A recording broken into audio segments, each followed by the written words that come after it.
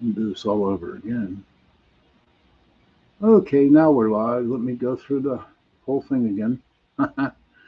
All right, that was my bad. Hold on. Let me go through the jingle. You are listening to UPRN, United Public Radio Network, coming to you live on 105.3 right up to 107.7 FM from the beautiful city of New Orleans. uprntalkradio.com.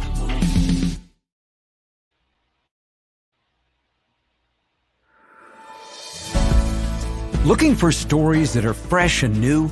Dark fantasy, humor, space exploration, time travel, cyberpunk, alternate history, and more. They're in the L. Ron Hubbard Presents Writers of the Future anthology. From 24 award-winning authors and illustrators, plus art and writing tips and bonus stories. L. Ron Hubbard Presents Writers of the Future. Buy your copy at galaxypress.com, Amazon, or wherever books are sold.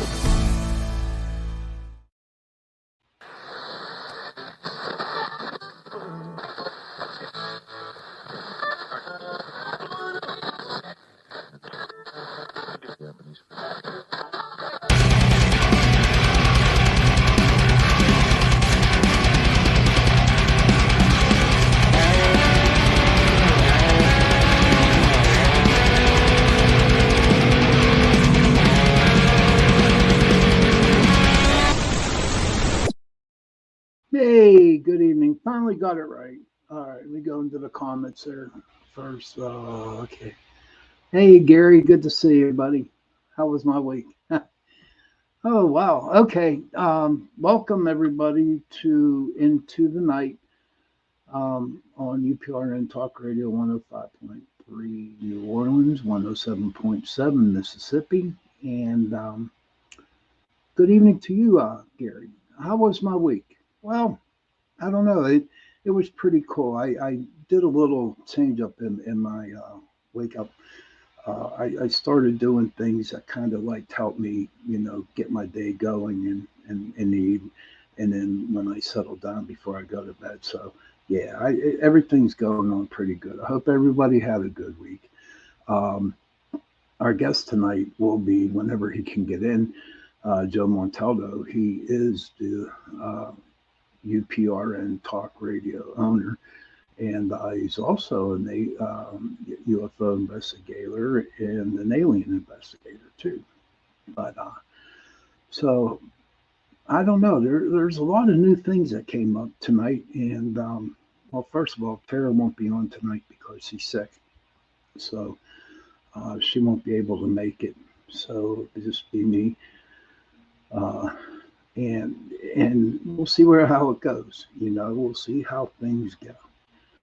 But my week, it, it was there. This weather's kind of crazy tonight. It really, really was. It's hot and it's cold. It's hot and it's humid and it's hot. And I really believe, because I was watching the news tonight before I came on. Trish has her own show, Gary. Yeah, she comes on right after me. Trish has her own show, so the missing piece. So check after my show.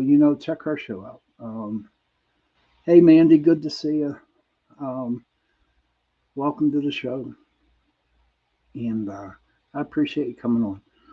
So, just like I had a friend of mine came up to me, or she gave me a call the other night. Really bad news. Okay, she was diagnosed with CRPS. That is a complex regional pain syndrome, and also was diagnosed with RSD, reflex sympathetic dystrophy. And what everybody, what everything, what that's all about is that she's in constant pain all the time. Okay.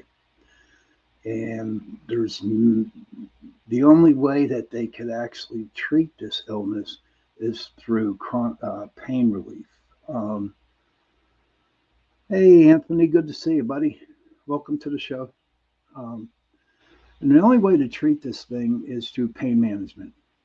Um, and then as I posted it on my Facebook page, she I found out that a couple of other of my friends have the same disease as her. So um, it, it it's really damaging because you know what? These people, there he is. Oh, my friend Joe's on. Okay, but a little bit more. But be with you in a minute, Joe. But with the pain, and they're good people.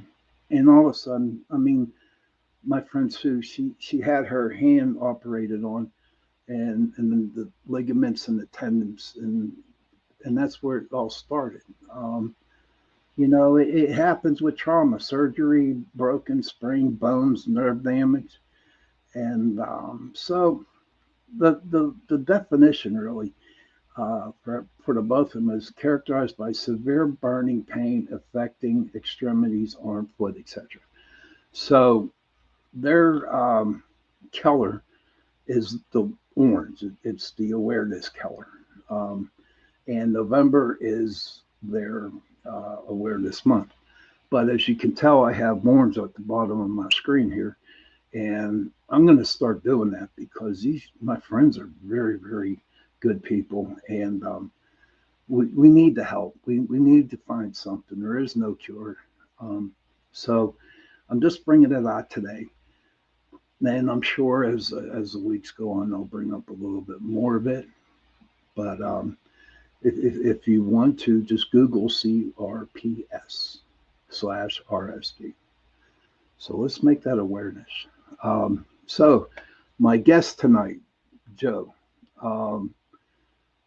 he took me under his wing, and he showed me the ropes to podcasting, networking, talking, all that stuff. And I owe my career with the man, him and Jenny. And I just with all this alien UFO stuff coming up, up in Congress, and Joe's been in the business for a very long time. I would like to hear his take on what's going on with what happened up in Congress. Without further ado, I would like you to welcome Joe Monteldo. Hey, Joe, good to see you. I know speaking no English. No English. No English. No English. No English. I only speak alien. That's it. Alien. I know, not illegal alien, asshole. Alien. Alien, huh? That's right. Hey, so Brian, what you been up to since I ain't been producing? What you been doing? Getting in trouble, chasing women? What? Something good? No, not at all. I'm just have been a little busy bee. Hey, Anthony. There's nothing wrong with chasing women when you're single. Look, trust me, when I was single, I chasing bitches. Well, actually, I didn't do much chasing. They did the chasing, but still, it was still the same thing. Dude, no way, man. I have no time for women, man. I have no time for them. Do you know, in my entire life, I never asked one woman out on a date, not one time. Congratulations. I dated a lot. A lot. I'm telling you what. Because dude. I was shy, people. I was a good-looking guy, but I was shy. I was like, don't touch me, bitch. I don't know who you are. I don't know where that coochie's been. It could be alien coochie as far as I know. I'm just teasing. Y'all write to. Be sure y'all write to Shawn. Oh no, wait. Be sure you write to Michelle DeRoche and said Shawn was allowing this coochie guy on his show. Yeah, Michelle's like my manager, so I'm lucky I didn't bring her on tonight to really have. Don't mention it was Joe though. Okay, just say hey. He had some coochie guy on his show. That's all you gotta say. Yeah. So a couple questions before we get into the topic. Michael's not on, Tom. Oh, Michael. Hi, Michael. Good to see you, buddy. Oh, wow. Good to see you, pal. Oh, okay. Evil people from the other world. I'm sorry, what? But why don't you explain people how you got into podcasting and how long you've been doing that? I met this guy in Hong Kong, China. He owned Pioneer Radio. I choked him, threw him in a lake, and I took over. I wanted a true story. I was giving you. Yeah. I'll give y'all the fake story, but that's the true story. I threw him from a 54-story building, by the way. Boy, when he smacked Okay. the water, it was a biatch. Actually, no, I was. I had gotten involved with MUFON. I had this weird thing. People always want to, still even today, people just walk up and tell me their whole freaking life story. If they were contacted, they just start telling. These people know me from Bean. Just tell me about aliens and aliens taking them and shit. And I'm looking at them like, I'm like 21, 22 at this time. I'm going, really? Aliens are taking you. You're kind of scary looking. I don't know why a freaking alien wants you. But they did. They were always telling me when I took over for supervisor. Well, I'm sorry, for training manager for Easy Serve. It was constant. Anytime I was in a store, checking on managers, I'd just be standing there minding my own business. I might just come up, start. Not just me. They did to my wife. Tell me it would just be nonstop. Let me tell you about this thing. Again, they don't know me from Bean. I could be somebody wanting to use their store. It was just weird, and it still happens today. I was with a customer the other day, and he's telling me about this weird shit he's seen in Florida. I'm like, really? I said, there's a place to report that, right? It's called Peter Davenport's. Go to Peter Davenport's site and report that. He said, "What about that MUFON?" I said, "No, not MUFON. Don't go to MUFON. Go to Peter Davenport." Why is that, Joe? Why not MUFON? Because MUFON's just fun. I mean, it's not real. It's not. They have in their 46 years, I think it's been now. They haven't really contributed anything to the field. They haven't changed the field. They haven't got any better. When you ask them what their final conclusions are, it's a joke.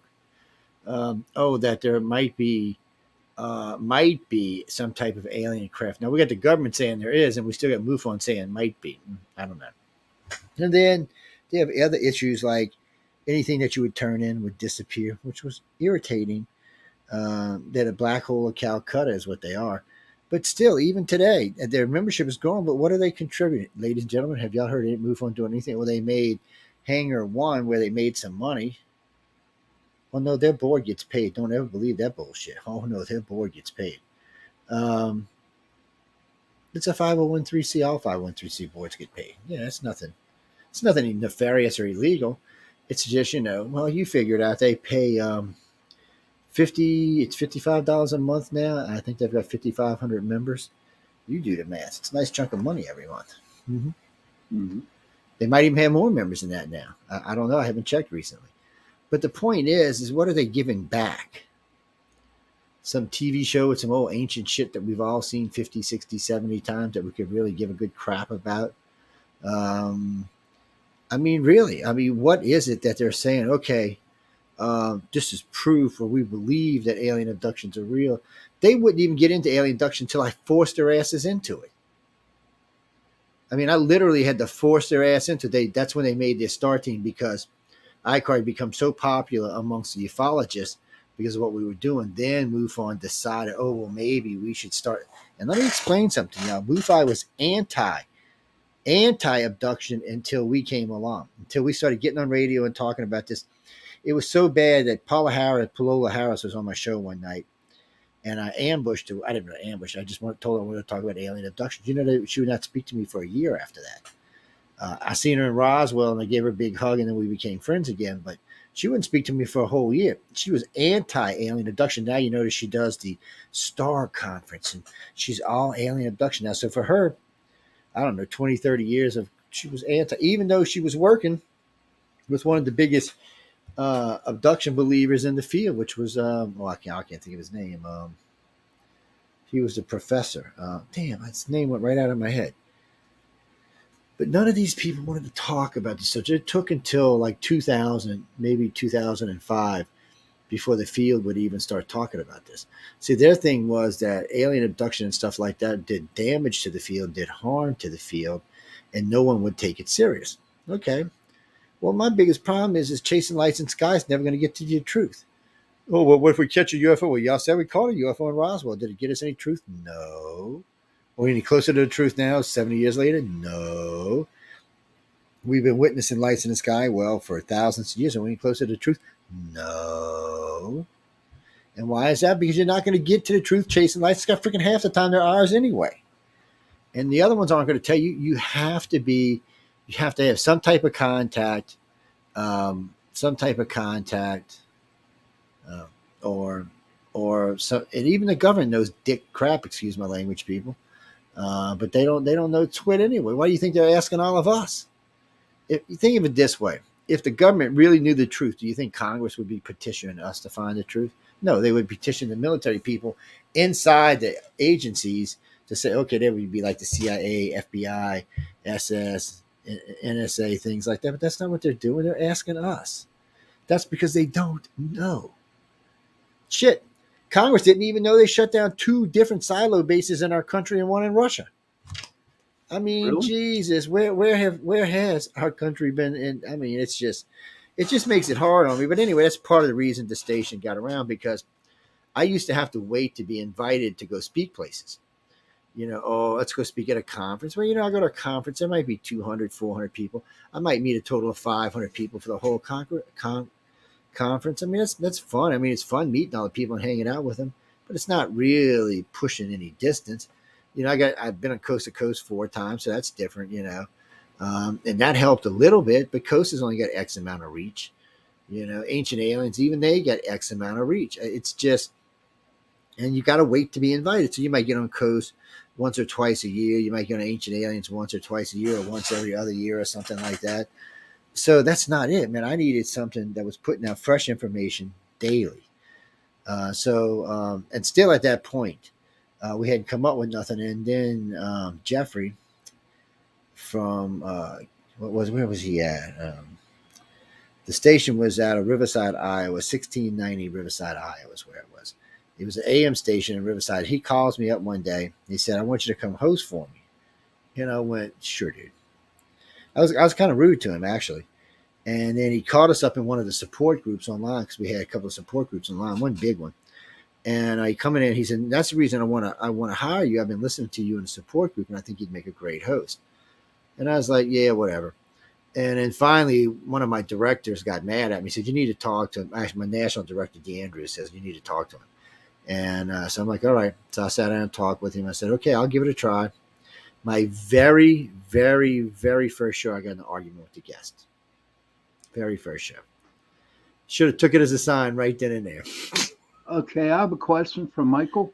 Says, so then a question for the guests: how can we be more productive? Well, that means you got to get involved. You got to do valid, strong research that you can back up, and you have to have a way to put it out to the general public. And again, anybody can write to Coast and get on Coast. I mean, if you get 100 or more people to write to Coast, they'll bring you on, guaranteed. If Stephanie or Lisa Lyon get 100 pieces of email, they'll bring you on their show, because at least that many guests want to hear you. But that's going to be the one shot. Now, if you're really, really, really, really good, they might bring you back. Or if you got a new book out, they might bring you back. But ufology is only as good as your last thing. It's like any other form of entertainment. See, that's what's happened to ufology. It's only good as your last thing. So whatever your last sighting was, or your last case was, or your last invention was, or whatever it may be, you're only as good as that. Once that phases out in 8 months, a year, 2 years, that's it. Nobody's even paying attention to you anymore. So, and it can't be something boring, because they're not going to pay attention to you. So you really have to get out there and do hardcore research. You have to do the kind of research that's going to make people open their eyes and say, "What the hell was that? Who was that? What was that? How can we get involved in that?" And that's how ICOR was born, because we needed people who wanted to get to the truth. And we still want people to get to the truth. We do. So. But some people have more truth than others these days. And somebody asked me all the time, "Why don't you speak more? Why don't you speak more?" I said, "Why?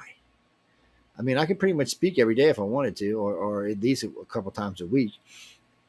But what is it going to really, if I honestly thought, if I honestly thought that it would make a serious difference, I would just go ahead, because I've already been asked to speak in front of Congress. So I would just go ahead and do it. But I don't think it's going to make any difference at all. Mm-hmm. Now, I probably will be subpoenaed to speak behind closed doors. I'm pretty sure it's already happened, to be honest with you. And so I will speak to them, and they will hear things, because I sent them a list of questions. They will hear things that they haven't heard from anybody else, which fascinates them.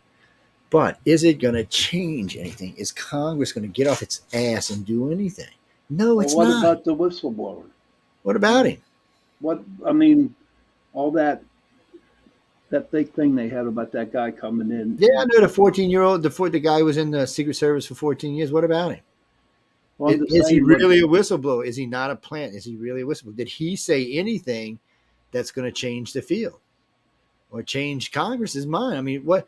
I've been listening. I mean, has he said anything that would make? And a lot of his answers are always the same thing: behind closed doors, which is stuff we're never going to hear. Like almost any testimony I would give you, I will never get to hear. So, is it going to make any real difference to the general public? No, it's not. This is, you want to know what this is about? This is about Trump. This is what this is about. So they figured all these lawsuits would keep the media on Trump and stop talking about Biden, but it wasn't enough. They keep going after Biden. There's all this media coming up about Biden Hunter. So what do? We'll get UFOs, and people will look at UFOs. And now you got UFOs and Trump in the news daily, every day, and it's still not enough to keep people off of them, because unfortunately for them, people find that more interesting. It's a tough thing, because getting to the truth in this is really in the skiff. Exactly, Michael. So Deneen, I actually offered to be polygraphed the entire test. Yes, I have no problem with it at all. I offered them, and I offered them 100 questions that are much better than anything that's been asked so far. So the first thing I would have asked Mr. Whistle Koresh is, I would have said, you said you came forward and you said you never have been paid for a gig. I went, lie number one. I said, so why should I trust you? You've already lied once. I said, now there's at least 3 other times that you lied. So why would I trust anything to cut? And you work for who?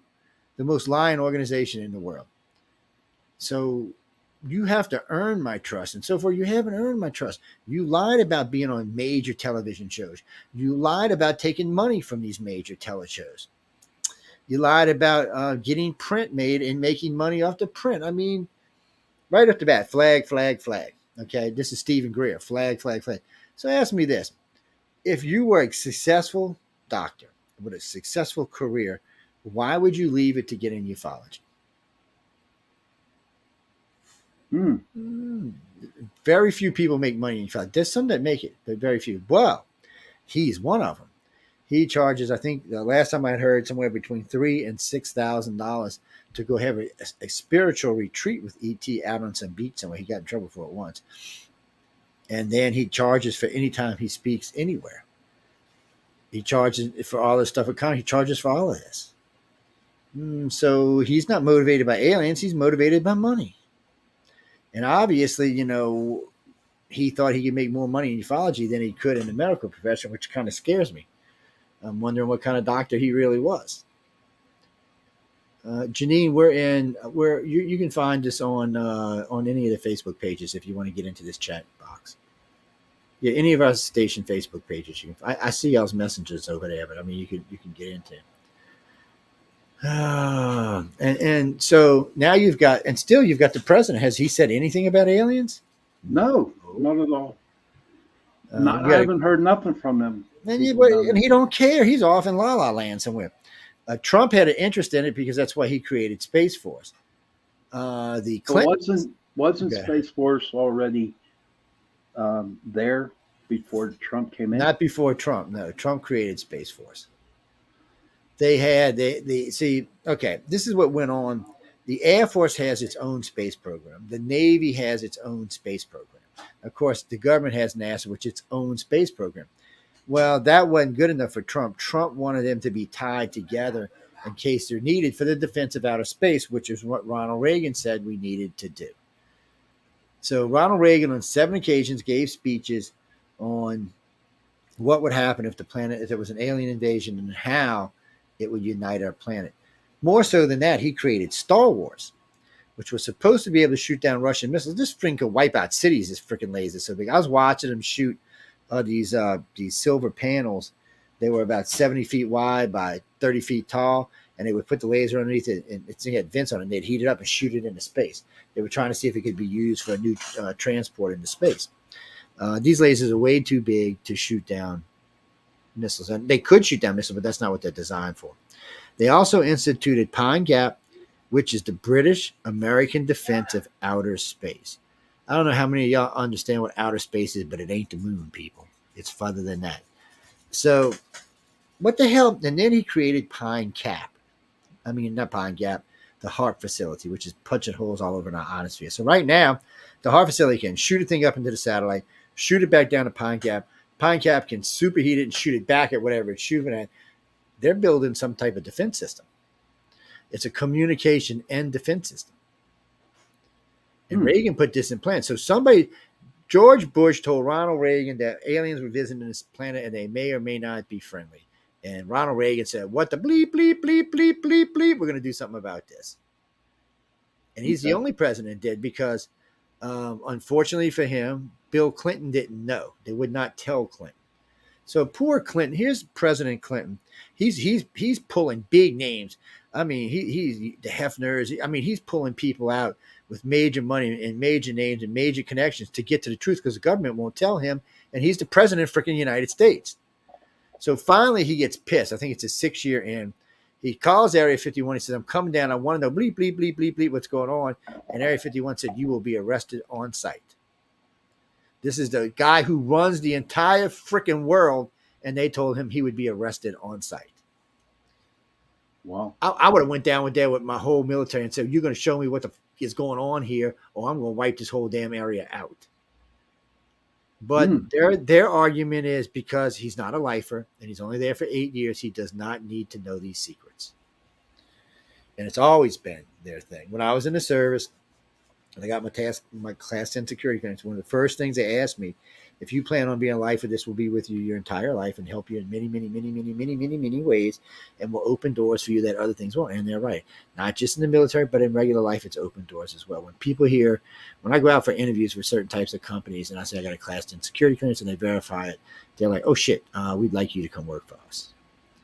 Even though it doesn't mean anything, so Daddy Bush knew, and Daddy Bush told Baby Bush. So Daddy Bush was head of the CIA. Then he was vice president for 8 years, and then he was president for 4 years. So he has more knowledge about extraterrestrials than anybody did. Who, Daddy Bush? Daddy Bush. For some reason, and no one knows for sure. So there's been a lot of rumors that there's something in the Middle East that we've all been looking for. Not just us, the Russians and people living in the Middle East. Everybody's been looking. Some people say it's a gate. Some people say it's the Ark of the Covenant. Anyway, there's lots of different things, some type of really, really, really, really, really, really advanced technologies there, and we want it. So, we started the war, the first war, Desert Storm, which was made me a fantasy, and which I'm not a fan of anymore. But anyway, we went over there, was kicking ass. We accidentally bombed it, killed 2 of those evil children, and then we wanted to stop the war. So, some reason, somebody blew up the Twin Towers. So we decided, okay, we can go back. At that point, I'm pretty sure Daddy Bush went to Baby Bush and said, look, we're looking for this. Be sure that this is how this goes. And we stayed over there for 20 years after that, looking, digging, playing, looking, never digging, found. playing. Well, Michael says Gilgamesh. It could have been Gilgamesh too. And also, what's the one they got the finger of the saint? Is that him? They were talking about him too. So there's some saint they said gives you immortality they were looking for as well. I mean, it could be a combination of things. I'm not going to rule out that we might not have found some stuff over there. It's never, with this country, it's never what it seems to be. So I would take UFOs straightforward. That's what I think it should be, a straightforward thing. But it's not. Just, look at Congress. It's like when they pass a bill and they want to add all this bullshit into the bill. It has nothing to do with the bill itself. They just want to add stuff in that doesn't belong there because, that's how they can fight about getting the bill passed. Well, we'll back you as long as you pass this, this, and this. Michael goes, we're talking about him. I've actually talked to 2 military retrieval people who claim that they did find technology. So I got a question for you, Michael.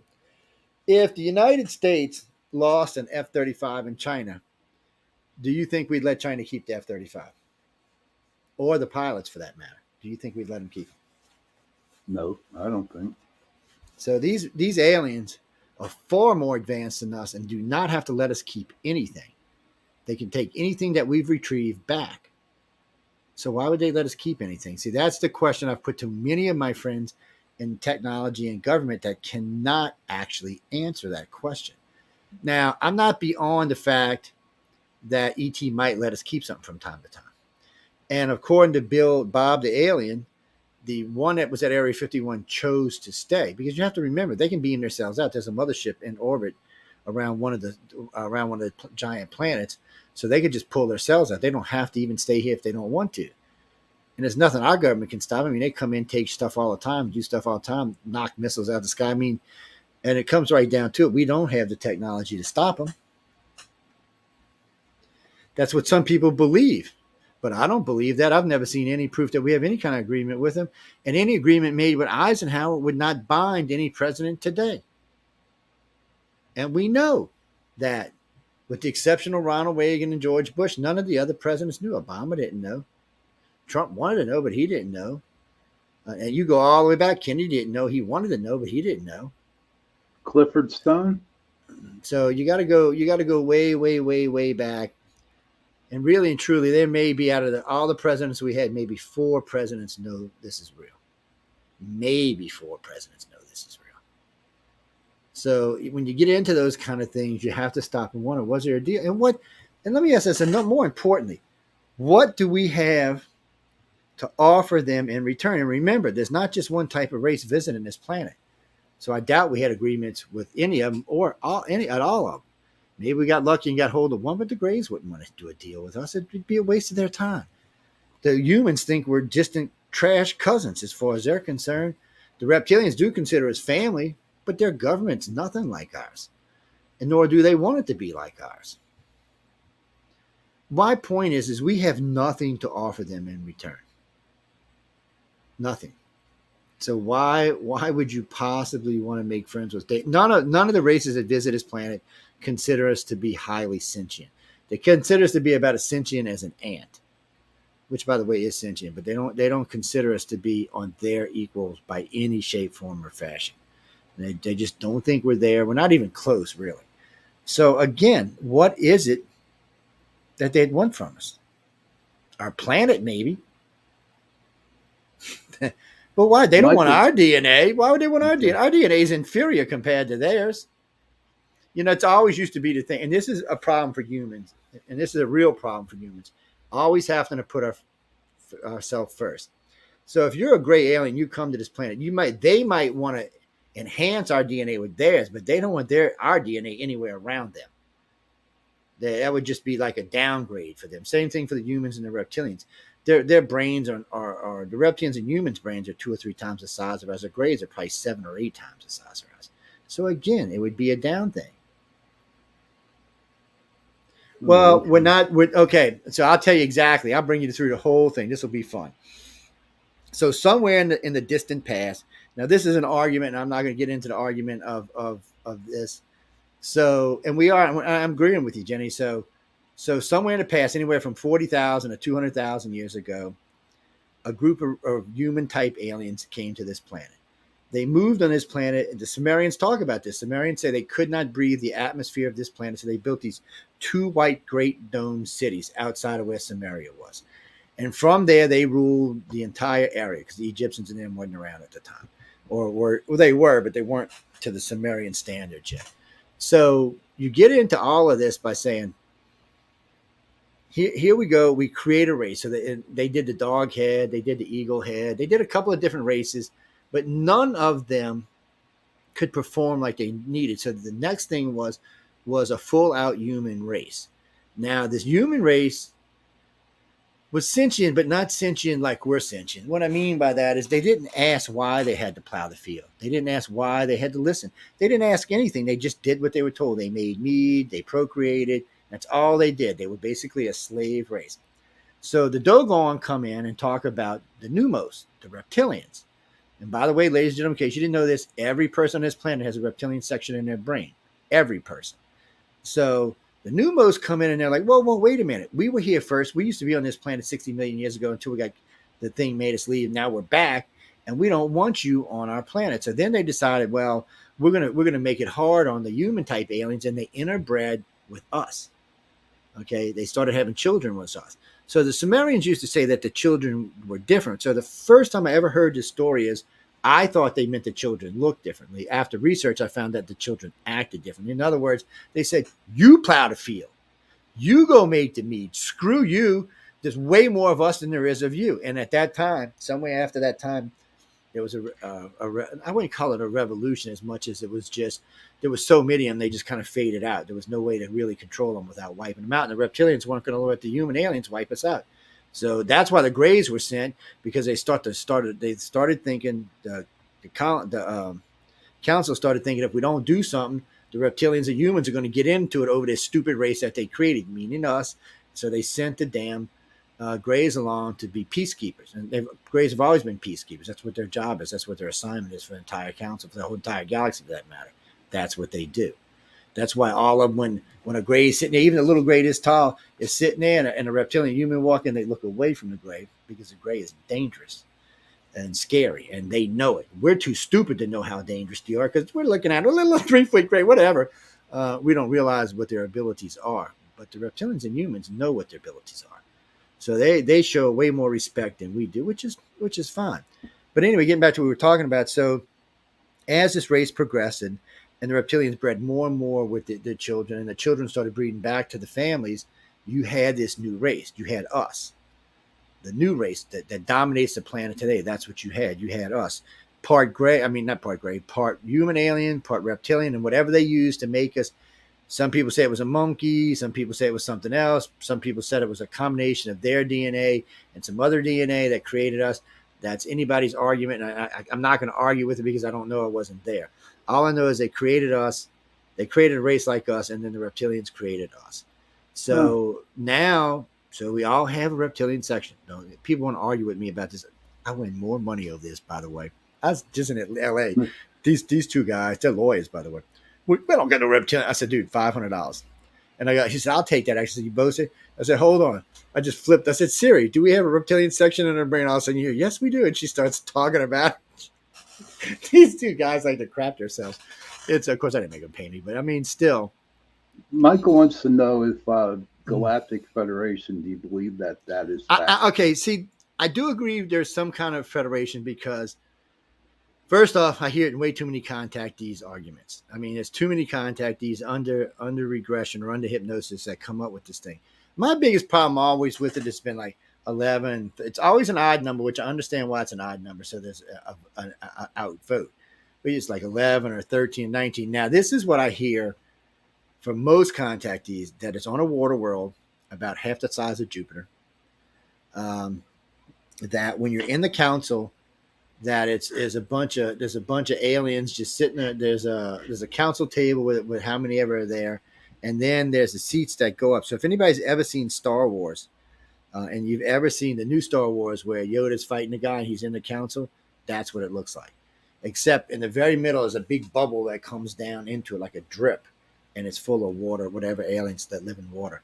But from that they're talking about over 100 million types of aliens there. The city itself is the size of our freaking planet. So this is what people forget. Humans are, if you want to be nice, we're 2 million years old. If you want to be truthful, we're probably much younger than that. But for these guys, I mean, the Greys are probably 1 billion plus. The reptilians and humans probably well in the 700, 800 million range. Can you imagine us in 800 million years? Can you imagine what we'll be? I don't know, bud. So that's the point. And we can't imagine it. And how are we going to imagine what an alien race is? How do we even talk to them on a level playing field? It's impossible. We will not understand 99.9% of what they're talking about. It's beyond our brain's about this big. It's not even that. It's about this big. The alien and reptilian's brain is about this big, and the Grey's brain is about this big. I mean, it's just, and plus they're designed differently than ours. They have different sexors, different pads. That's how you know they're empathic and telepathic, because those parts of their brain are active where ours are not. In case you haven't noticed, the dolphin actually has a bigger brain than we do and has more senses than we do. Mm-hmm. People tell me all the time, well, they're not as smart as we are. Really? Oh, bullshit. So think of it this way. They inhabit the majority of the planet. We don't. We're stuck on land, or not even 1/3, or not quite, about 28% of the planet we live on. And we don't even live on that. That's the land mass is 28%. We only live on about 12% of that. The dolphins live in 70% of the water on the ocean. They don't just live in oceans. They live in lakes and rivers. They're everywhere. And Well, Joe, let me run this question by you real quick. Since we've been having a relationship with aliens and humans, right? Wouldn't they come up with a way of talking and understanding each other? the aliens know each other fine. They all talk to each other. They have no No, problem not talking. the aliens and the humans. They do. So this is where people get confused. The three species that are allowed to do work here, there's about 7 species here, but the 3 species that are allowed to do work here have already made contact with everybody they want to make contact with. That's why when people tell me, well, we need to make contact, we have made contact. The aliens are not interested in Joe Biden. They're not interested in the rest. They're not interested in Vladimir Putin because they're not in the family line of abductions. They're not through the original Sumerians and the original reptilians way back, how many ever thousands of years it was, because those are the family lines they abduct in. Because because nobody else on the planet really has the abilities yet. So if you go, here you go, people. I know it's going to aggravate y'all, but go to any mall or any mall or any store, anywhere you want. Bring a box of cards with you, and something you can cover them with, or something you can flip over. Or get some dark cards. I usually get the long ones, colored cards. So you sit down at a table, put up a sign, testing paranormal abilities. Okay, and this is an easy test. This isn't even a complicated test. I mean, we got some much more complicated ones than this, but this is an easy one. So you sit down, somebody comes and sits down. They say, okay, I'm even going to tell you it's a red and green card. Which one's on the right? Do you know over 88% of people get it wrong more than 70% of the time? Oh. Figure that out. So when you flip a coin, you should get it right 50-50, right? That's not true. Most time when humans flip a coin, they get it right about 30% of the time. And they miss it to 70% of the time. This means you have no abilities. You're not even developing the abilities. They're just not there. It's not, and I try to get this across to people. You're only going to find empathic abilities and telepathic abilities amongst abductees. If you have a strong ability, then you're a contactee, you're an abductee. You might not know you are, because 98% of people don't know they are, but you are. It's just one of those things, because you're not going to find them amongst the regular population. And as far as whoever just sent me that thing about telekinesis, people tell me all the time, we got telekinesis. Prove it to me. I'm telling you now, if America had telekinesis, Xi Jinping and Vladimir Putin would be dead. They would have had aneurysms that exploded in their brain, and they would be dead. You know how easy it is for someone with telekinesis just to squeeze a vein down till it stops? It's not even effort. But the problem is, no one on the planet really, and no one's been able to collect Randy's $1 million yet, because there's no one good enough to go do it. For some reason, that's going to be a more latent ability than the other two. As far as empaths and telepaths, there's some pretty damn good ones on the planet.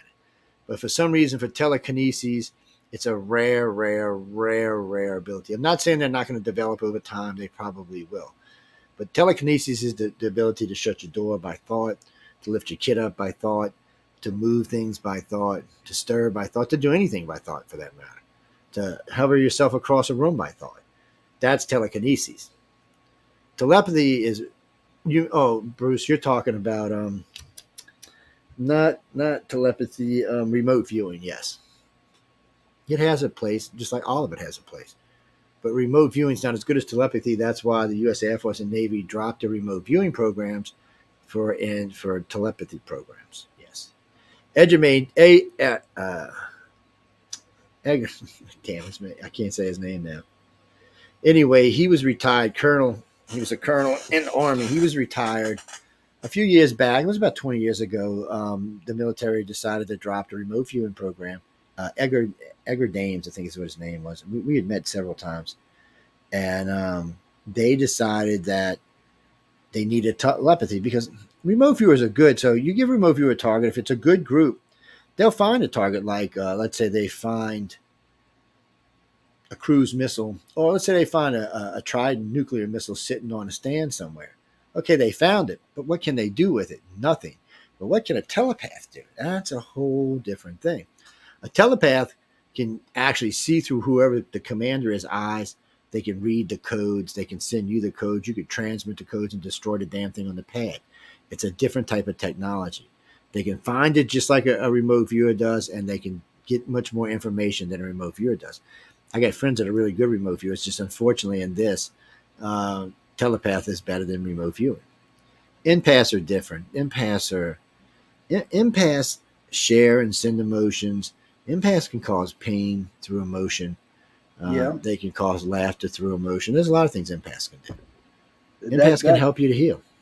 not all the time though. Sometimes, now I'm an empath. I'll be the first one to admit it. And to be honest with you, Joe, I I consider it a curse. You know, Well, it is if because you don't know how to deal with it. It is a curse. it is a So curse. one of the things we teach people, because you're not a contactee if you're not an empath, or we don't think you are. And most people in the beginning have no idea they have the ability, so they'll walk in the room, they'll burst into tears, or they'll burst into laugh, and they can't figure out why. Or they'll walk into a room and everybody else in the room bursts out crying or in laughter, because it's an emotion that you're either picking up or sending. And you can change the way people, you can affect the way people are around you, and they can affect you if you're not sure what it is. I mean, it's easy for them to mess with your mind, because if you don't know you're sharing someone else's emotions, it can do serious damage to you. What we got up here? One Well, can go ahead. no, good, no. I was just thinking through it. Uh, okay, in a way, I agree with that, because some of the places we look for contactees is in people who do magic. So if you're a practicing witch or something, odds are you are a contactee, because contactees, all right, most of them will start out in Christian religions or Muslim religions first. They're looking for answers. Then after that, they'll move into like the Wiccan religions, or they'll move into some of the other, like the Crowley religions or something. They might even get into the dark arts because they're looking for answers. So for me, magic is tools. So when you make a wand or when you make a spell, you're making a tool so you can use your ability. Oh no, I don't believe in magic like y'all think. I believe it comes from us, not from out of the atmosphere or nature. I believe it actually physically comes from us. Um, because that's what you're doing. It allows you to access your abilities. That's just what it is. And the more you do it, and the better you train yourself. So ritual magic is really good for training your mind and training yourself on things. The problem with ritual magic is it can get you in a bind, because you can only go so far with it. And if you run across somebody like me, by the time you've done your ritual, I've already got you screaming for your mama. So I'm just being honest about it. It's in the old days we used to do interference for friends and customers and contactees who were being tormented by other people who had better abilities. Because you can dream weave people. You can get in their dreams. You can screw with all kinds of stuff. And if you're good, you can do all kind of damage or all kinds of fun. It just depends on the individual. It's I mean, there are some really good telepaths. I mean, most of the time when the government is when the mill labs are putting you under, they use sodium mannitol, sodium pentothal, and they usually use a hypnosis who's a telepath, and it works really well. And it's much easier to control you. Oh wow. Okay, now real quick question for my people out there and my listeners. What are some of the signs that you know that you're a contactee or you're an abductee, or you know what I mean? Oh, your name's How Michael would Anthony first. That's one of the first things. I'm sorry. he's I was how just would you helping know? out, man. Go ahead. No, go ahead. No, what are some of the signs that people might think that they're a contactee or an abductee? Well, you can go over to icar1.com. There's a big old list of this stuff over there because there's lots of things. But What is it? one, ICAR? icar1.com. So one, if you are empathic or telepathic, or you're having these dreams that you're dreaming about stuff like alien visitation or things like that, or you always know who's on the phone when they call, you know who's knocking at the door when they're knocking, you know what your friend's about to say out of their big fat mouths, you know what your spouse is thinking or talking about. These are all sure signs, but it's way more than that. If you have an interest in the paranormal, or into witchcraft, or in any of the dark arts, any of the arts for that matter, you like to look at dragons, you really have a thing about paranormal fantasy all the way around, it's a good chance you're taken. Also, if you're RH negative, it's a 70% chance that you're a contactee. All right, what is that? What's RH negative? RH negative is just what the majority of contactees today possess, happens to be RH negative. It's still 30% of the population is O negative. I mean, it's not O negative. Is Rh positive. So let's look at this real quick. If you look at the breakdown of blood in our country, Rh negative is only 15%, but amongst contactees, it's 70%. So it shows that the aliens do have a particular type that they prefer. More reasons why is because they're probably using that to breed back into our population. So if you look it up for yourselves, ladies and gentlemen, Rh negative have different tendencies to Rh positive. They look at the world slightly different. They're slightly different in the way they think. There tends to be quite a few of them that have above average IQs. They definitely, almost the majority, I'm thinking in abstract. Also, there's other weird stuff like O negative is the universal donor. So anybody in the world can take it. I'm O negative. Yes. And then, no, it is. And it's worse than that, though. Almost all of our hematological research comes from O negative because it's the purest form of blood known to man by far. So, and I know people always tell me, "Oh, AB and AB and AB and positive and negative are the rarest." True, but not true, because AB, negative and positive, can, guess what, take O negative. So they're not the rarest, because that, with the 7% of O negative and their 1.2%, that's 8.5%. So no, they're not the rarest. Rh negative is the rarest. They can only take their own blood. They can only take blood from the same donor. So an Rh negative person cannot, there's no universal donor for him or her. He can only get that blood from another Rh factor person. So it limits to what they can get to. They're only 7% of the world's population. Plus their blood is being used all around the world as a universal donor. So the plasma is being changed in it. So it can't even be used back in an Rh negative person. So yes, it's a very strange thing. And wait, what's even more better about that is for 2 million years, we didn't have it. So on this planet, for 2 million years, it was only Rh positive. So when you look back 2 million years, this is what we look like. We're brown hair, brown skin, and Rh positive blood. That was us. That was our species. We're a very boring ass species. Somewhere along the line, about 40,000 years ago, 30,000 years ago, they must have sent the Greys down here, and they must have infused their blood, because when we got Rh negative, we also got blue and green eyes. So they're all three mutations. No, they don't. As far as they know, there was no blue or green eyes before Rh negative blood. Yeah, all three are mutations. The blue's a mutation. The green's a mutation. Actually, no, green is rarer than blue. Yeah, it's. I think together, and with the blue and green and some of the offshoots of them, they're about 12%. But I think the green eyes themselves are somewhere around 3 or 4%. It's rare. Well, with my eyes, okay, it's really weird with mine, because my eyes are hazel, but honest to God, when I'm in like paranormal investigating mode, spiritual mode, they turn really, really blue, dude. Okay, and then That's your ghost eyes, man. You got your ghost eyes. I don't know what the hell they are. They're wolf eyes. I call them wolf eyes, and they're creepy looking. And then when the hormones kick up, then I got green eyes. No lie, they're like emerald green. So. Well, from my friends and from my wife, the more I drink, the greener my eyes get. I don't drink. I'm just saying, but I don't really much. But still, in the old days, I did. You'd see me with me being O negative, and my eyes are green and blue. And did you know this? Rh negative people have a much higher tolerance for alcohol. So the percentage of alcoholics are higher because it takes more for them to get drunk. Yeah. It's no, I'm serious, people. For some reason, they just have a much higher tolerance for alcohol. Well, the more you drink, the more you get used to it, the more likely you are to fall into the trap. Almost everybody I know was an alcoholic one time or another in their life, especially down here where I live. It's almost like a rite of passage in New Orleans. What do you mean? When I was young, I drank a lot. Usually 2/5 a night. Well, we had a crowd over, but we played darts usually but usually about 2/5 a night. And then on the weekends we drank far more than that.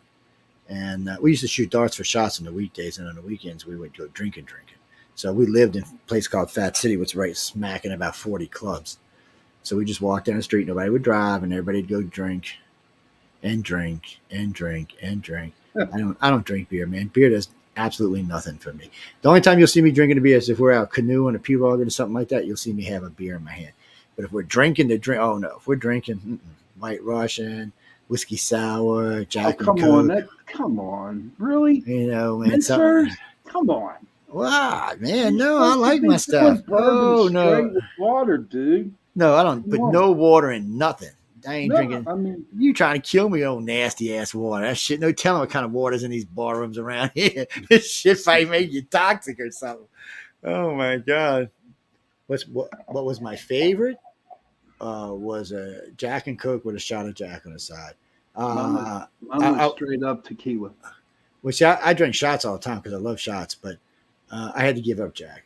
No, not because I was an alcoholic at the time, because Jack gave me a really, really, really, really, really bad temper.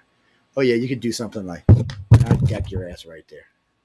Oh, yeah. I've been there. Dude. Now, White Russians, you can ask my wife. I say this makes me giddy as a Catholic schoolgirl getting laid the first time. I mean, I just get like giddy, man. Oh, it's stupid. I get so giddy. I'll mess with anybody. I'll be walking behind people say, "Oh no, it's a bad scene." I can actually see that. So your whole theory or your whole purpose of this whistleblower to the government was just a plant? Just Well, so let's look at this for a minute. So we got 2 Navy pilots. I believe everything that came out the Navy pilots' face, by the way. I think they were telling the absolute truth of what happened.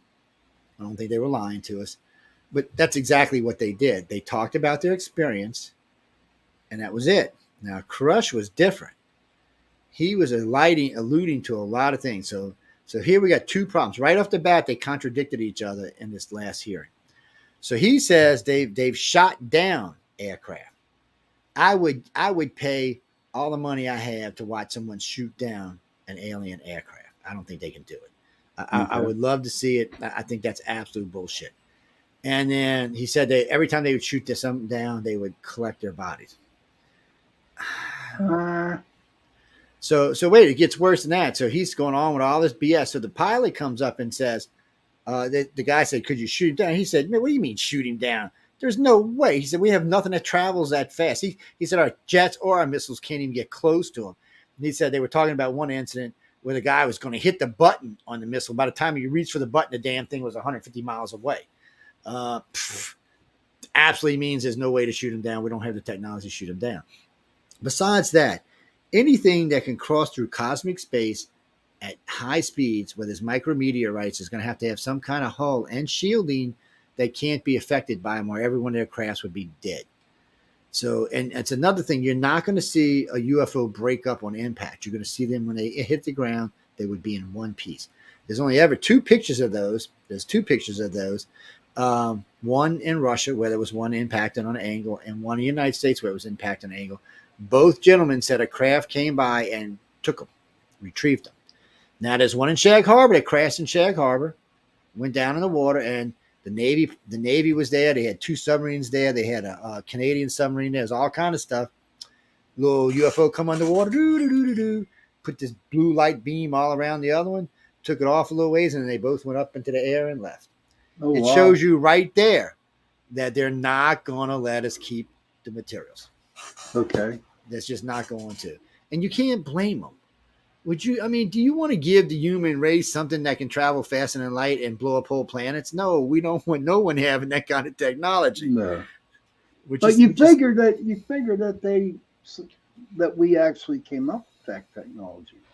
I would think. Well, we're so far. We don't have the planet to blow up the planet. We have the technology to wipe off humans off the planet, but we don't have the technology to blow up the planet. Remember this, ladies and gents. I always tell people this all the time. Oh, we got to save the planet. No. We got to save us. The planet ain't going nowhere. You can nuke every stupid human on this planet, and in 10,000 years, the planet will be right back where it was. No ifs, ands, or buts. Overdone with, too bad, too sad. We're just gone. And wait, we wouldn't even be the first extinction. We'd be the 6th. Just saying, guys. Mother Earth's going to be here for a long time. We're the ones that's got to worry. So Elon Musk is planning on taking a nice-sized colony to Mars. Jeff Bezos is now talking about also taking a colony to Mars within the next 5 years.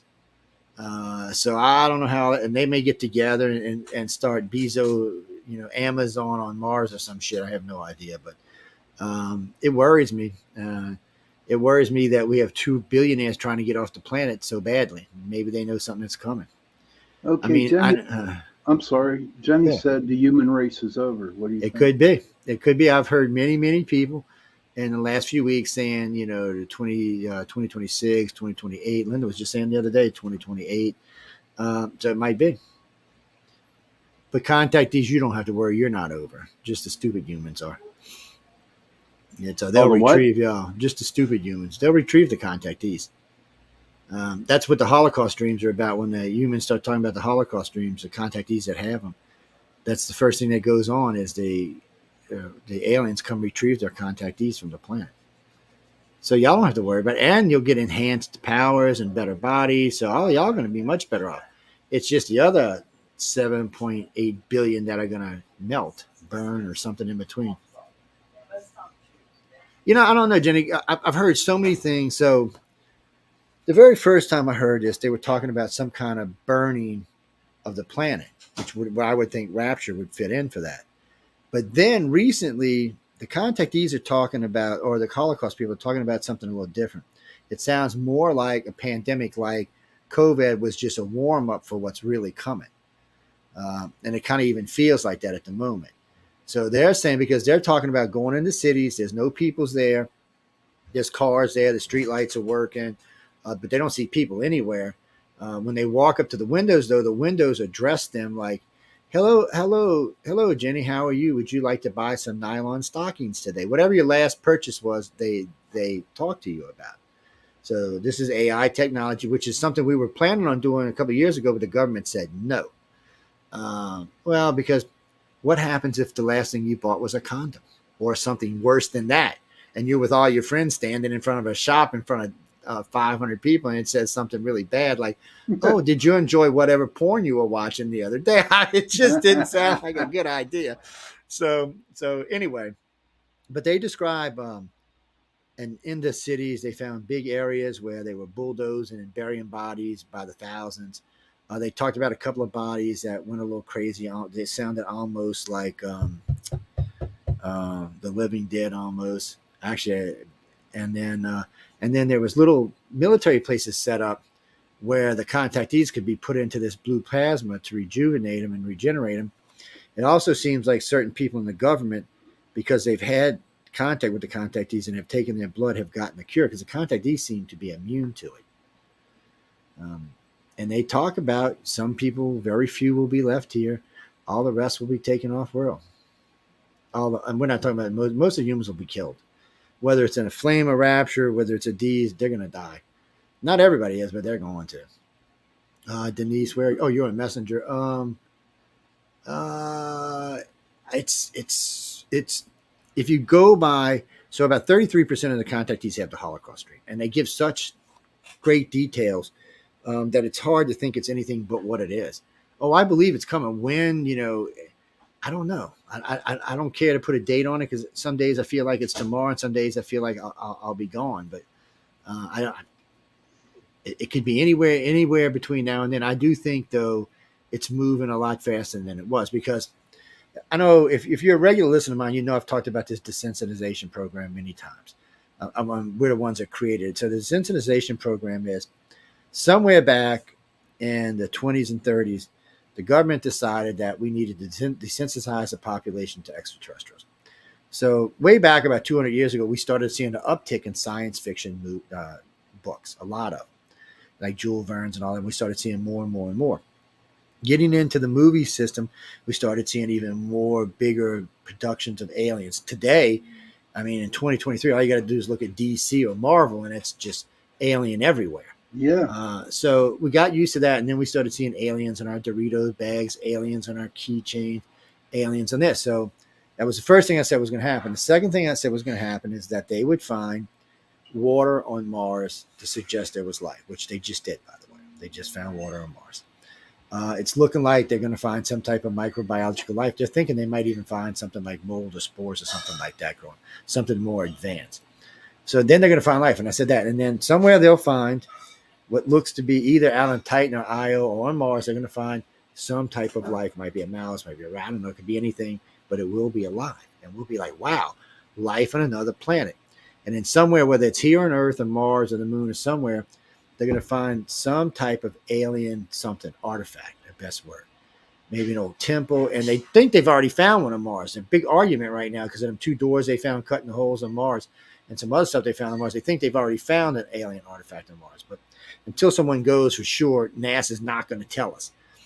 Why not, Joe? Why not? Because we're not to the point where they need to yet. Then eventually that will come out. They'll say, you know what? Oh my God. Because it's going to shock the world. We need to absorb the fact that there's life out there first. So, give us a little while. Let us find some life somewhere, not human type life, but some type of life. Let us absorb the fact. Because what is it? Io or Toten, they think there might be whales living on that one that's ice with the water. Because one of the probe pictures when it landed, there was something. So this probe's landing, it's cutting into the ice, right? And you can see that there's liquid underneath it. You see something just big, man, go right under it and just arc over, just like a whale would do. Whatever it was huge.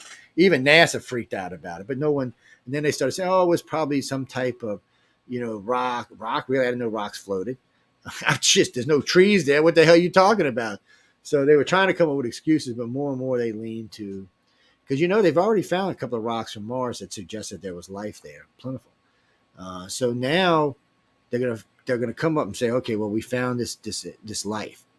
And then somewhere after that, might be a year, might be a week, might be 10 years, I don't know, they're going to announce that they found an alien artifact. That's what they're going to do, and they're going to show it on TV.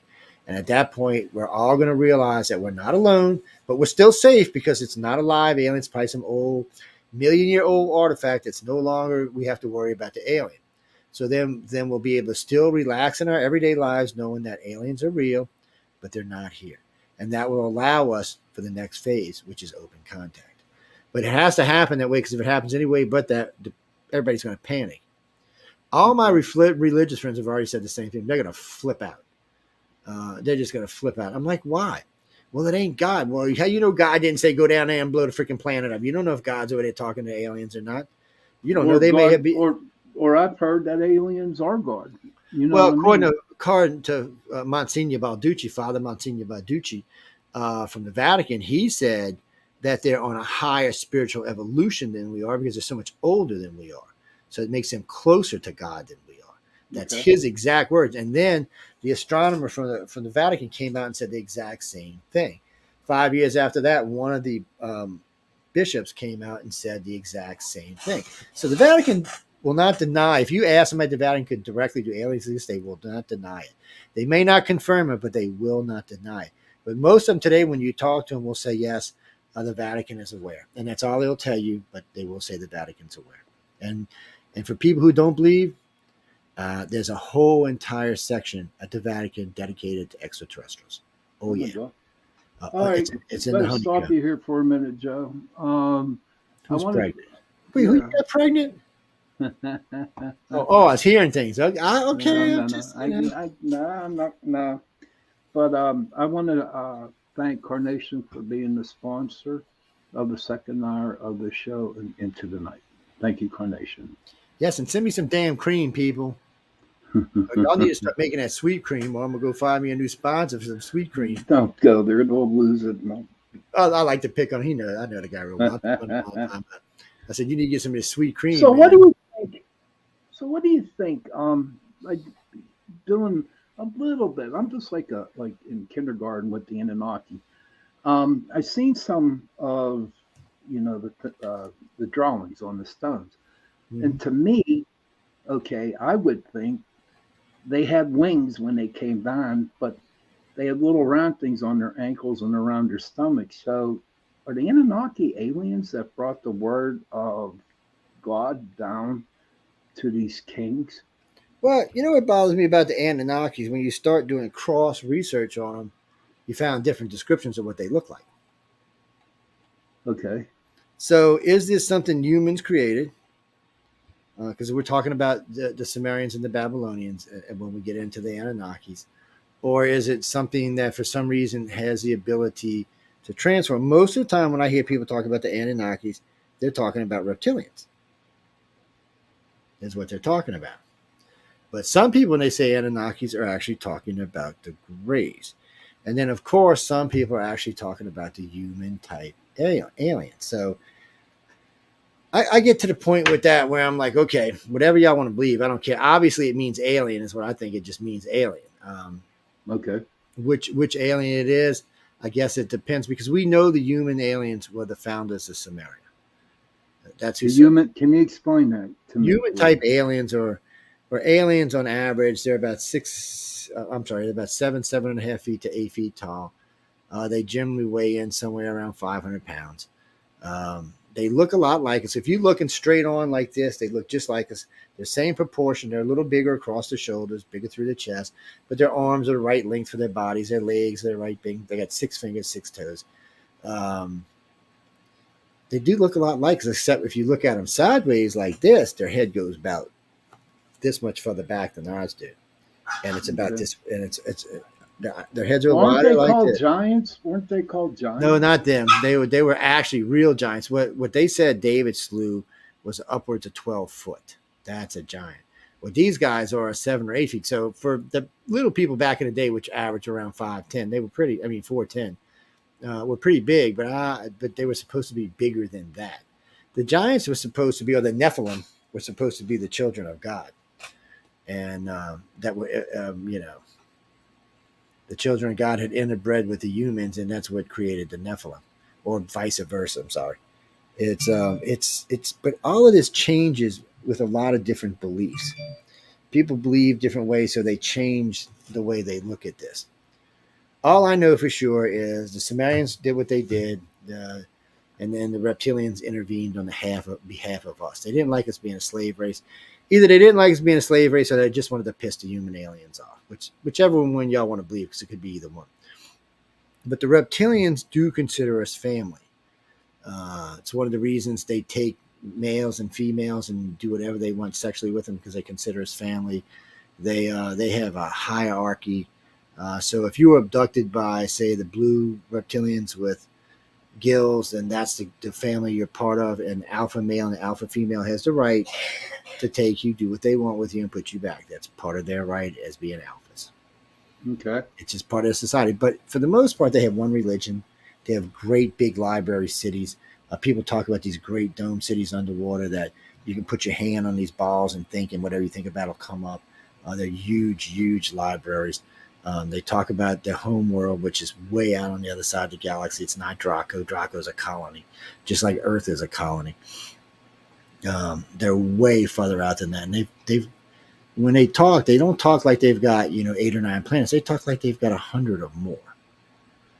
And they're an old race that's been around for a long, long time, and they've colonized a lot of places. And it's different for them because when you look at them, they have different colors. Some will be blue. So usually there's going to be green all in certain parts of the body, but chest patches, arm patches, thigh patches, calf patches, stuff like that will usually be a different color. They may be yellow, they may be green, they may be red, they may be orange. But the colors basically represent a family. Also, some will have wings, some will have gills. There's 9 or 10 different designs of them. Nobody knows if it was genetically done or if that's how they evolved on their planet, but they're all related. They're not disrelated. They're all related to each other. That's not saying every reptilian in the universe is related, but these are all related to each other. Okay, Same technologies. So from doing the show with Jenny on into Chasing Prophecy, and I've been hearing that the Queen of England, she was reptilians. They were reptilians over there in England. But the way people talked about the reptilians with them, that they were a bad race. And I'm hearing you saying that the reptilians are a good race. Well, no one said the reptilians were a bad race until the time of Christ. You can go look for yourself. There's 6,000 years of nothing but good talk about the reptilians. Okay. The only one even back in the day that thought they were a little bit off was the Sumerians. But even the Sumerians agree that they're not a hostile, mean, vicious race. That's not who they were. The Dogon have nothing but great things to say about the Numos. Even the Egyptians do. The Mesoamericans, whether it's the Aztecs, the Incans, the Mayans, the Toltecs, doesn't matter. They all talk good. Kublai Kai is the bringer of life, the bearer of goodness. And it's not the only one. I mean, so when you look at the Egyptians, the evil people were the humans. The reptilians were not, or the serpents were not. But the humans were evil. Same thing with Samaria, same thing with the Mesoamericans. The humans were the evil ones, and the reptilians were not. And actually, and most of the time, when they showed reptilians, a lot of times they showed them like flower-headed snake gods. I don't know what the hell that was. Hmm. I don't know if it's just a representation or whatever it may be. But Kublai is the sun god. So it's much more complicated. So not until the birth of Christ did we start seeing humans being talked about into a negative way. Okay. So you can look all before that, all you're going to see is good stuff. Even if it doesn't really matter where you look, even in Africa, you're going to just see good stuff. After that, you started seeing the reptilians were evil. Well, if that's true, that means all humans are evil. Because we all have a reptilian section in our brain, and we know that's not true.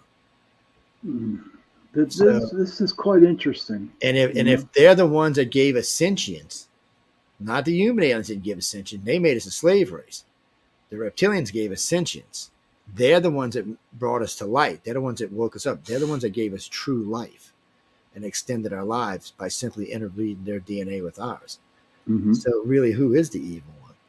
So it was a really good campaign after Christ was born to make the reptilians look bad, but it's just the Christians, went off, and, the Christians went on their crusades around the world, and anything that wasn't Christian was bad. Okay. Unfortunately, that's just the way it went. And, it's not by Christians. I was a Christian. I'm not hating on y'all. It's just, it was part of the religion to convert. And when you were in the Mesoamerican world, those, of course, believed the reptilians were good, and y'all, of course, thought they were bad. Same thing in the Middle East. It was easy in Europe, but when you got in the Middle East, and then you got in South America, and you got into Africa, the world looked at things differently. Right. Different gods, different beings. And even today, it's still, I know, there's almost 2 billion Christians today, though, so.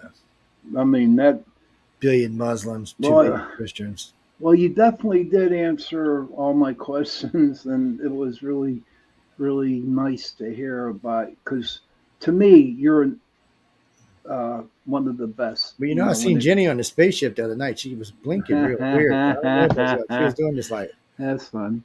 You are an extraordinaire. Well, I enjoy it, though. I mean, these days, it's not like when I first got in the field and I had to think 10 minutes. Somebody that said, you answer so matter of fact. And I said, yeah, I've been doing this for 40 years. I said, of course I do. Mm-hmm. I said, but, when I started out, I did. And I still had to think about things, what was going on. A lot. And anytime we change stuff, I have to stop to think about it, because we do, believe it or not, people, as far as I know, ICAR is the only research organization that researches this stuff that changes its mind from time to time, or changes what it thought was true. I mean, and how many is ICAR like MUFON, or is it more? My ICAR currently has almost 100,000 members and close to, I think, 93,000 cases. By the way, when we say 93,000 cases, that's cases we consider real. We've had more cases than that. That's why we don't play when we talk to someone like MUFON or some other little rinky-dink organization. That I was talking to a STAR team member the other day, and she was telling me about her 5 cases. I started laughing. It's not funny. I said, 5 cases is a joke, sweetie. You cannot come to any conclusions with 5 cases. I said, you're just wasting your time. I said, you better get a lot more. You better get a lot more comparison studies done, because 5 cases is not going to bring you to the truth. Okay, because they're generally going to be different. So cases. What are your typical cases that ICAR gets?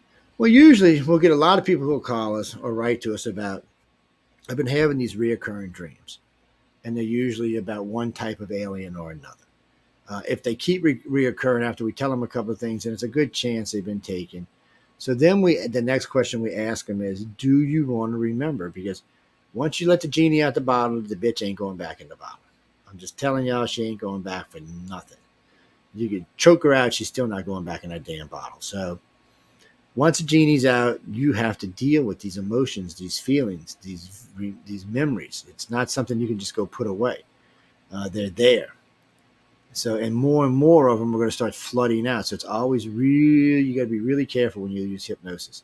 And you also got to make sure you close it. So when you do a hypnosis, it's fun. You do all your stuff. But make sure the hypnotist closes out. Because even I sometimes will forget to close it. And all that means is you'll just get more and more and more memories will keep coming, until finally your brain closes it on its own. So it's It's just so much to learn. And even for us, I mean, we probably know more about abductions than most of the groups put together on the planet. But even for us, we got a lot to learn.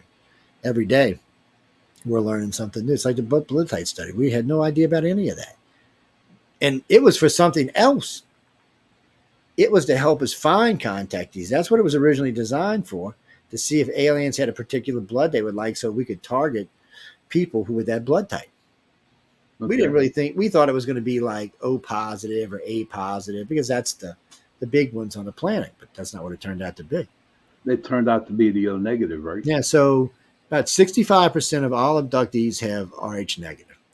Out of that, about half of those have O negative. So it tells you something. But what's really weird is about 55% of those contactees have green or blue eyes. So it shows you there's something about this mutation that's important to them. Or maybe I said that wrong. It's important to us. Okay. It's showing us something, you know. It's showing that there's a mutation in us that maybe down the line we'll be able to use for something other than just pretty eyes and a universal donor. Rh negative people are definitely different. Their personalities are different. Oh, yeah. Don't ask me why. It's not my field, but you can go check it out for yourself. They're definitely a different kind of breed. Huh. Well, you know, when you look at humans, you know we're different. There's groups of different people on the planet. And we never really know, because a lot of people says it's your astro sign that determines how you're different. And you know what? In some cases, that's true. I have found certain types of people fall into their sign, what their sign means fairly regularly. Not all, but a lot. You mean me? No, I was born on the cusp. No. I was born on the cusp of Capricorn and Aquarius. Oh, Are yeah. you talking to somebody on your computer? Yeah, I got the messages up while we're talking. It's Okay. that is, you know what? Why don't you put your name and your name, not your address, your name and location. Clarice, where you at? Clarice, Los Angeles. I kind of thought that when I seen your name. Okay. So You want to say hi to Shawn? He's sexy. He's single too. He's single. You know, my job is to marry his ass off and let him have 4 or 5 more children before he bites the big one. Yeah, 5, 6. He's plenty young enough for 6 kids. Yeah. Hey, listen. He'd be like me with no hair afterwards, but still. No, I got no hair. No, I'm working on it. 6 kids, you won't have none. Hey, so thank you for talking all about the UFOs and the aliens. Now, the last half hour of the show, my friend, you're from New Orleans. Well, actually, you're from what? Mississippi, right? But no, I'm from New Orleans. I'm from New Orleans. Orleans. I live in Mississippi, but I'm from New Orleans. Yeah. You're from New Orleans. Mm-hmm. Tell us all about the shady stuff that happens down there. It was funny because before the show came on, I saw a thing on New Orleans vampires. They have lots of those. So they have ghosts that pickpocket you. Huh? They got ghosts that pickpocket you. They'll pickpocket your wallet or your purse. The ghost will. Okay. I was just so a friend of mine was just on, acquaintance of mine was just on. They're doing a conference, I think, down in Florida. And we were talking about different things in the quarter and the Vucare and stuff like that. And we got to talking about these people who were talking about their wallets were getting lifted, but there was no one around. So the ghosty demons were lift. I don't know what the ghosties. I guess they were going to get a cocktail down the street or something. I don't know. But they were pickpocketing. I'd like to know where all them wallets and purses went. And there's a big stash of money somewhere. Wow. I've heard it a few times. I never heard of that before. More stuff I hear like when you're walking between the cathedral and where they used to sell the slaves and hang the slaves. You see a lot of different types of ghosts. So sometimes you might see some young women walking with them big Bella dresses, walking along, doing their thing, talking and giggling and cutting up. Sometimes you'll see soldiers. Sometimes you'll see people walking slaves. And what they've done is, so the cathedral's right here, they put a line of tables for these different clubs and bars and restaurants out there so that when you're sitting out there at 2, because, it's open 24 hours most of the time. So you'll be sitting out there 2, 3, 4 o'clock in the morning having a cocktail or having something to eat. No telling what you're going to see. And it's all around the cathedral, anywhere around the cathedral, because they did all kind of stuff. And then in the front of the cathedral is where the table rappers and readers are up in the front. There's a lot of tarot that gets read there at 2, 3 o'clock in the morning. So you can get your tarot cards read in front of St. Louis Cathedral in the French Quarter at 2 in the morning if you want to. That's an experience in itself. Well, yeah, because no telling what ghost is looking over your shoulder while you're getting your cards read.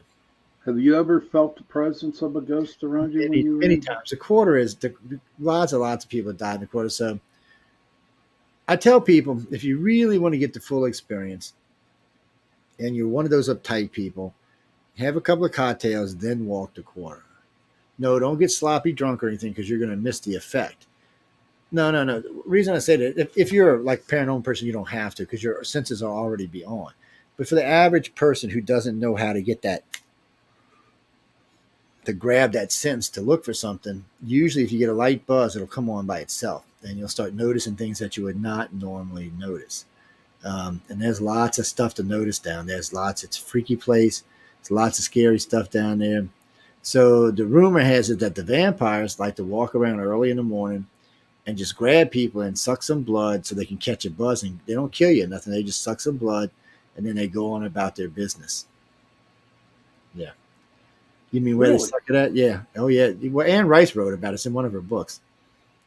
Yeah, it's in one of Anne Rice's. I'd have to ask Linda which one it is. She knows all her books, but no, that's what she wrote about, that they would walk around and they'd find a tourist or something and have a little sip. You know, they might be in some crack, they might be in some coke, they might be in some booze, whatever. Might be a combination. And they by drinking the blood, they catch the buzz. But then again, oh my God, weren't they concerned about catching some type of disease? Not vampires. Vampires can't die. They're already dead. Do they exist, Joe? Vampires? I'd hate to say no. I've seen some shit in the quarter. It makes me think somebody exists down there. I know, but I mean, I've seen documentaries on vampires, especially down in New Orleans, and I know that they go to clubs and they have vampire clubs. They have vampire ball. Anne Rice used to put on a vampire ball down here.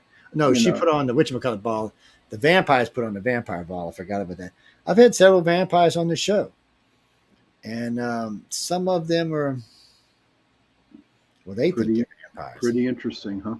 They think they're vampires. I don't know. So a couple of times we had the vampire club on.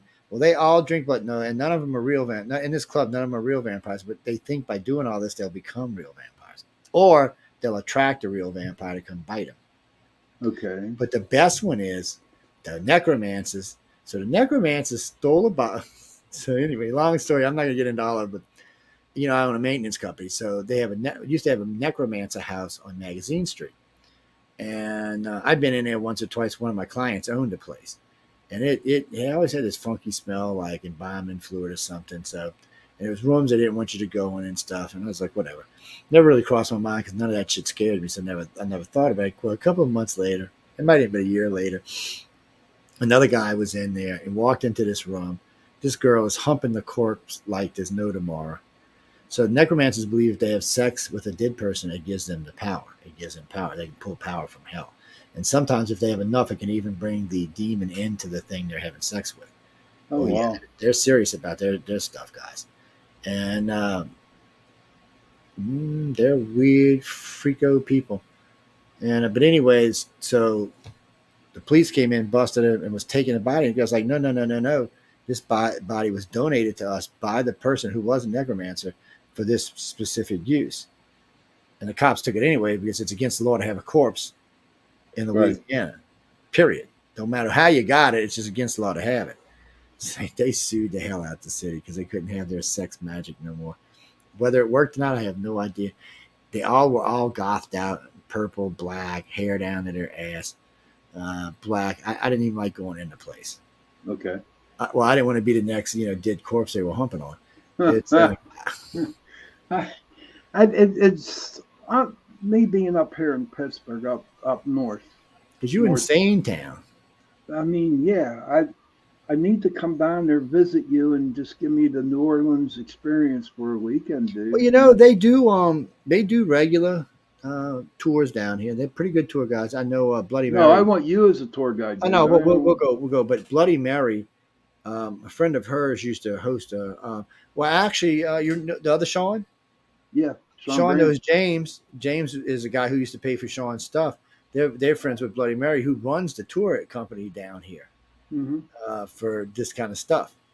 And now they want to do a swamp tour with the gators and stuff, a haunted swamp tour. No. Because somebody was trying to talk me into giving them Marie Laveau's house in the swamp. I said, I don't know where her house is in the swamp.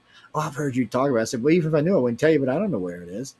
Right. I said, it's just a good story, people. Calm your asses down.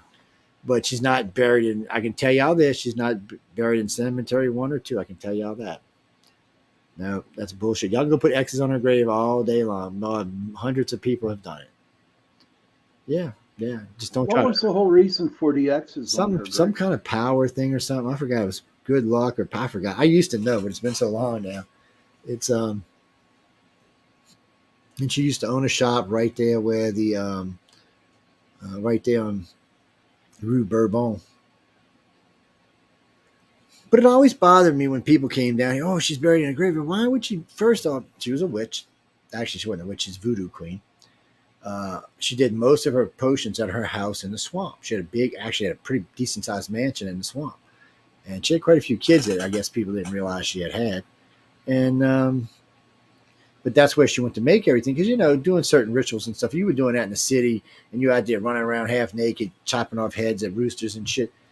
The neighbors ain't gonna like that. They're gonna frown on that stuff. And she was black, so it wasn't exactly safe, back then for her to be doing that kind of stuff in public. Okay, so I'm glad you said that. Now here's my question to you: what is the difference between a witch and a voodoo queen? Well, first off, witches usually don't do anything Christian. Some of them do, but most of them don't. Voodoo queens actually incorporate the Christian religion into it for some reason. You'll see like a statue of Christ on the altar, and I'm thinking this is voodoo, but there'll be one there. There'll be lots of stuff like that. But voodoo comes from one of the Haitian islands. It was brought here with the slaves a long time ago, and it's supposed to be where the drug came from that turns you, that kills you but doesn't kill you, turns you into a zombie. Makes you a zombie. Yeah. It's a zombie drug, and by the way, don't think it's not people. It's a real drug. Oh yes, it's a real drug. It was used quite a bit down there. That was brought here. There was a lot of stuff brought here, and there was a lot of stuff they brought here that was the illusion of badness, even though it wasn't necessarily bad, but you wouldn't know. Yeah, especially back then, the average person would have freaked out on most of this stuff. Okay. If I seen Marie Road jump out of coffin and start, no, I think I'd leave. I'd say, hey, Marie, I know some of your relatives, but I'm out of here. Bye. But it was, were they permanently zombies or? No, they could be, but most of the time it was just, so this started a thing because what they used to do to punish you over there was they would give you the drug, put you in a coffin and bury you alive. And then you would wake up, the drug would wear off and you'd wake up and you'd be buried alive. Yeah, they were not the best people to piss off. So so we know about voodoo, how they're with the Catholics. Now you got not all of them, just some of them. Yeah, you got hoodoo and voodoo. They're all just versions of each other. It's hoodoo came out. I don't know why exactly hoodoo came out. I remember somebody told me why a while back. I was talking to one of the priestess that was on the show, and she was telling me why. But they just each one has their own specific thing they do. And they don't. And by the way, not all the voodoo people have the Christian stuff tied in, but a lot do. And a lot of them are just hardcore voodoo that are praying to these weird gods you've never heard of because they're not in any American folklore or anything. They're from the country they came from. And a lot of this stuff sounds pretty spooky, pretty wicked. And of course, they believe in the voodoo doll. Let me take a piece of hair or some of your blood and make the voodoo doll. A lot of people swear by the voodoo doll. Mm-hmm. I don't know. If somebody makes a voodoo doll of me, I'm going to shoot him in the head. See how well that voodoo stops that bullet. Yeah. One girl said, well, I voodoo you. And I said, yeah, you will right as that gun goes plunk. And you go, no matter what you're doing after that, is it? She just looked at me like, you're serious. And I said, you voodoo my ass, I'm shooting you. I said, I'll be able to get enough muster up to shoot somebody. So down there in New Orleans, a lot of people who live down there or who reside down in New Orleans really are okay with the voodoo and the hoodoo. Yeah, it's just part of the city. Because up where I'm at, man, you mentioned voodoo, you mentioned hoodoo. It's the devil shit, and you're going to hell. And it's all freaking scary. And I'm thinking, no, it can't be. You know, it can't be. And that's the way I look at it. I mean, I don't. It's well, people just want to make it scarier than it is. I'll get back in my ear thing. What's that, Jack? No, I mean, and some of it can be scary, but I think for the most part, that's what it's about. It's about scare and control through fear. And I think that's really what most of that's about. It's just about control through fear by scaring you enough that you do what they ask you to do or showing you stuff. Because, I mean, if somebody turned you into a zombie and buried you alive and left you there for a day and then come and dug you up, I think you'd do whatever they asked you to do. So it wouldn't happen again. So, I mean, it's just stuff like that is reinforces stuff. Or when they do that and you see someone dead and then the next day you see them alive again, or you see them in a half of a trance walking around somewhere all stoned out white and stuff. It looks like a zombie. I mean, certain things they did was they had a pretty good understanding of different types of drugs. That's one thing I give voodoo credit for. Okay. They had a pretty good understanding of what drugs did what. Well, I imagine they tried putting them on people. I mean, that's just how you find out the hard way. It's What's it like in Mississippi with ghosts and voodoo, and well, there ain't no voodoo around where I live. See, the South is weird. So where I live, both in New Orleans and here, is what they consider the Gulf South. So it's a little bit different. We consider ourselves one state, all the way from about Houston, Texas, all the way down to about Tampa. We really just consider that one state. It's all pretty much the same. It's a Gulf Coast. Everybody pretty much acts the same, lives the same. But the majority of people living there are usually not going to be from the state it's there. So like in Mississippi along the Gulf Coast, the majority of people here are not from Mississippi. About a third of them are. The okay. casinos bring a lot more different people down here. Same thing in New Orleans since Katrina, about only about half the population's native. And you see that along the Gulf. So it makes, first off, it's a much bigger mix of people. So there's less chances for racism and stuff like that. People are less likely to do that kind of stuff. There's a lot more money along those areas. So there's better jobs. So it's a different place. Now, you get to Mississippi from Jackson up. I don't care what color you are. Don't stop in any small towns unless it's a tourist town. Because if you do, they're going to mess with you. They're going to be like, "Who are you? What are you doing in my town?" They Really? don't care what. Yeah, they don't care what color you are. You Their come towns down there and are you said like you were that? from Pennsylvania, you're going to spend a night in jail probably. It's or they're going to search your car or something. They're funny, man.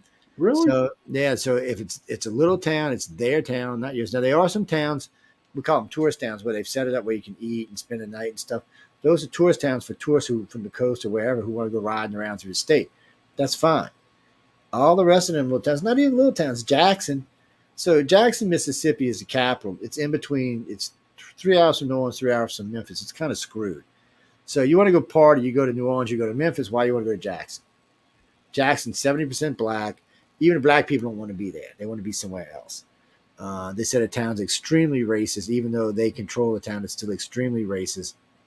And then the towns around it, if you're not from those towns, they're going to ask you, what are you doing here? Matter of fact, I always tell people when you're driving through and you're not familiar, stop off an interstate. Don't go wandering through somebody's little town because you're going to probably get stopped. They're going to say, what are you doing here? I mean, come on. I was driving through Texas and I got stopped because I had New York plates. Okay. Got stopped and searched, people, because I had New York plates. And it was weird because when I told the cop, he's bullshitting me going on and told me why he stopped, blah, blah, blah. And he started searching my car. I said, you know I'm from New Orleans, right? I'm not from New York. And he looked at me like, wait, what? I said, yeah, why don't you look at my license? This is a rental. And after that, he wanted to change his idea, but he'd already started what he was doing. So I was like, but no, man, they see them yellow tags. Boy, if you're coming from somewhere out west or Colorado and you're driving foreign tags, ooh, they going to stop you, especially like Wichita, Texas. They're going to stop you. They don't care. They'll come up with an excuse. They'll say, oh, well, you were doing 76 and a 75, even though they know that wouldn't hold up in court. They use it as an excuse. They write a warning ticket.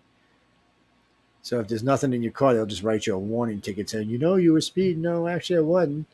But you don't want to argue with a bunch of rednecks in the middle of Texas because you're going to go to jail. Yeah, or else get killed. Yeah, well, they probably won't kill you. Wichita's a little bit bigger, but Amarillo, places like that, these are big towns. But still, they don't like people who are not Texans. And they can tell you're not Texan because you don't talk like a Texan. Right. Well, I'm from New Orleans, so it's a little bit different. They can tell. Oh hell, I'm from So Pittsburgh, and we have our own accent up here. they're going to be So. going. We're going to send these Yankees to the grave. Actually, for some reason, they don't consider Pittsburgh Yankees. I don't know why. What? They don't. I don't know why. They do consider Philadelphia and anybody who lives in I New will tell York you, or why, New my friend. Jersey. I will tell you why, and I believe this with my whole heart. And people will fight me tooth and nail for this, but Pittsburgh is actually the gateway to the Midwest. And maybe that's what it is because I mean they don't really do now. They do I'm consider them serious. freaking Chicagians. You know, really, Chicagians aren't considered Yankees either. They're just considered asshole Chicagians, is what they're. No, really, that's how they look at them.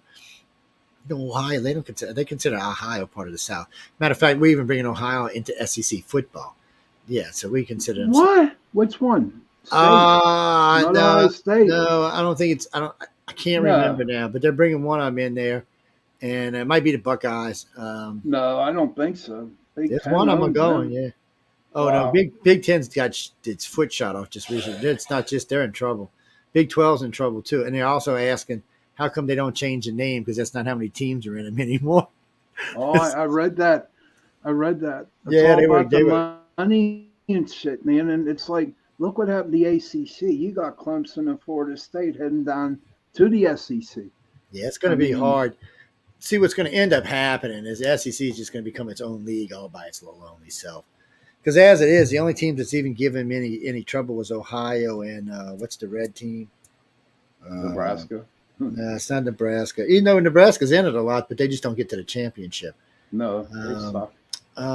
Man, I can't remember who it was. It's a fairly well known team. Is it Kansas? I don't know. I'd have to go look and see, but that's only giving the SEC any trouble, and it's either Alabama or LSU usually. Now Georgia's getting in the hunt, so now you got to come down here.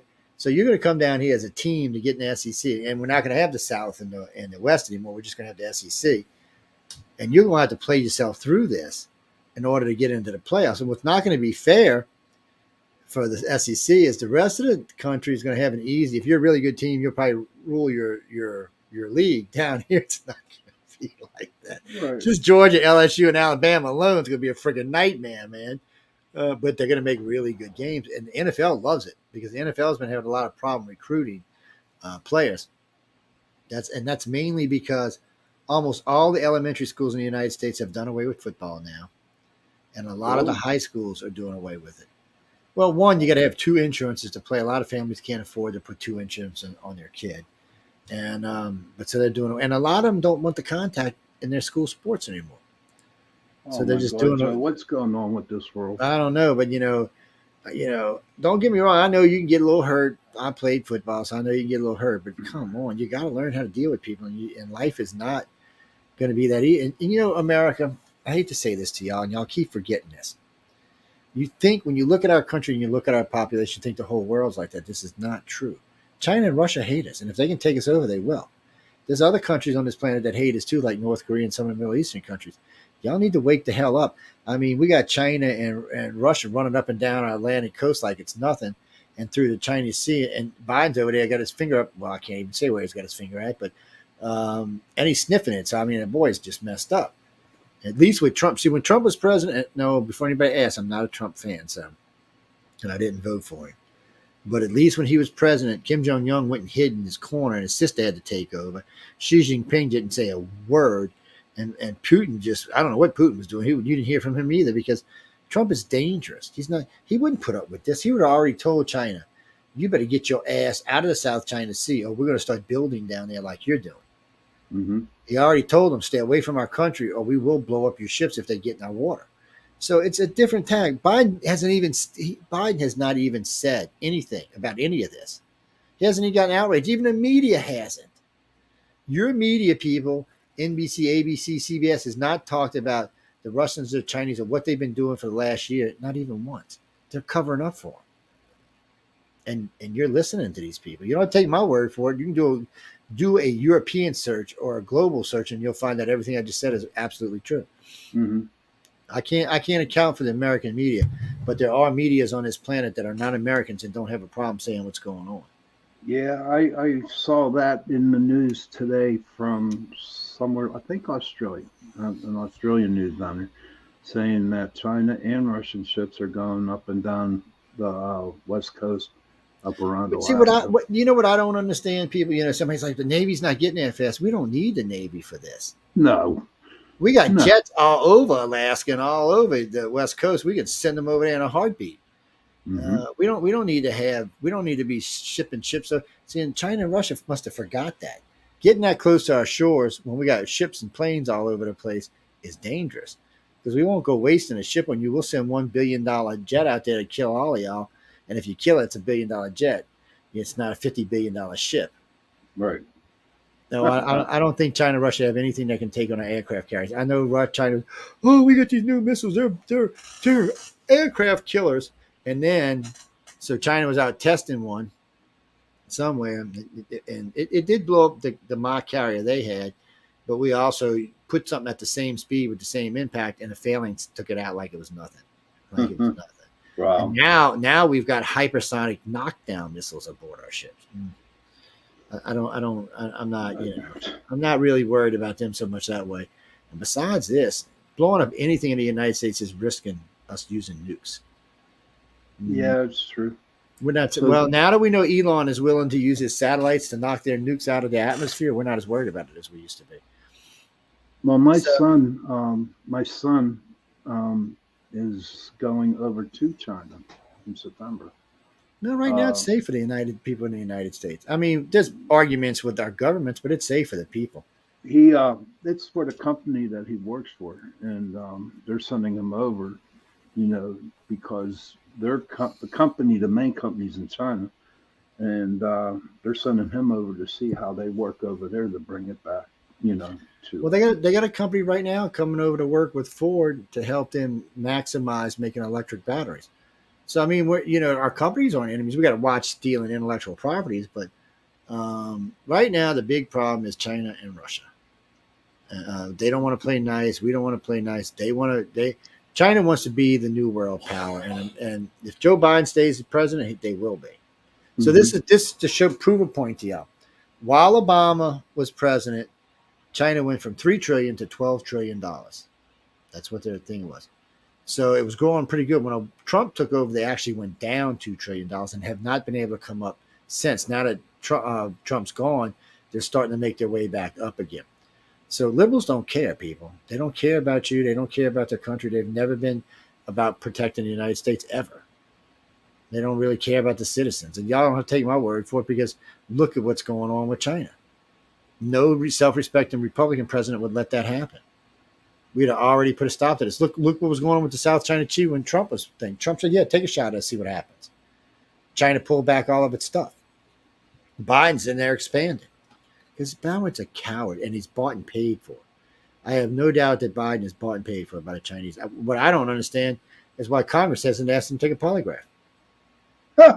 Put him on come a on, spot. I would put he him on a would have spot. to go. He would have to go through permission from the FBI, CIA, NCIS. You don't have to go out through appreciate anybody. You just say, yes, I'm president of the United States. I do what the hell I want. I don't know. I just It's like one of these things, somebody's asked me yesterday, or is Trump going to try to get these out fast, or is he going to wait till after he's elected? He has two options. He can stretch this out past the election, and if he wins, you can't indict a sitting president. And by the time he's out of president, the statute of limitations, all this shit would be gone. So that's one way of doing it. Or if he thinks he can win, or he can tie it up in the Supreme Court, then it'll be gone when he becomes president. okay. So Well, here's it doesn't my matter thing. what happens. Understand this, people, now. It doesn't matter how guilty they find Trump. In the end, everything we're talking about here will go in front of the Supreme Court and they will overturn it. So in the long run, you're not going to get Trump. This is just a distraction so that Joe Biden has a chance because his numbers are so low right now. He doesn't have a prayer in hell of winning. He Okay. cannot beat Trump. And what I don't understand, this tells you something too. So Trump was trailing behind Joe by 20 points, just like he was with Hillary until they started with the Russian stuff, and then he passed Hillary up. So the first set of indictments come out in New York. He was 30 points behind Biden. It brought him up almost 12 points. hmm Okay. Second set of indictments come out. brings him up another 12 points. The third set that just came out, so you got to understand he's been indicted 3 times for over 70 different things. Right now, he is neck and neck, which means that not only are Republicans voting, but independents have to be siding with him. Okay, and then just think he's still got all that crap going down in Georgia next week, trying to get him on racketeering. Come on, Yeah.